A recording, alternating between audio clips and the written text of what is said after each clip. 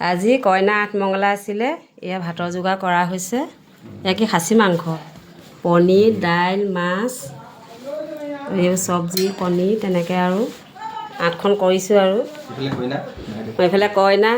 আঠমঙলা খাবলৈ আহিছে লগত আমাৰ হৃদয়া নন্দিনী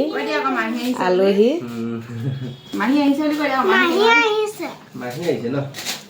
খা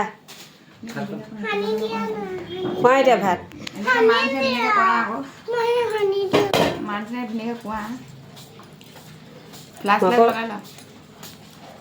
ভাত খোৱা ভাত খোৱা হ'বনে পায়সটো দিয়া দেখুওৱা নহ'লে এইফালে পায়স মিঠাই আগতীয়াকৈ মিঠাই খোৱালোঁ বাৰু এতিয়া ভাতৰ লগত দিছোঁ আৰু মিঠাই একদম পেট ভৰাই খাই লোৱা আজি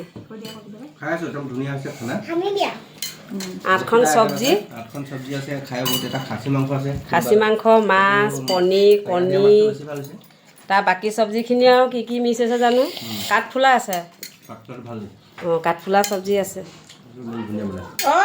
8খনকৈ বেছিহে হৈছে 8খনকৈ বেছি হ'ল ন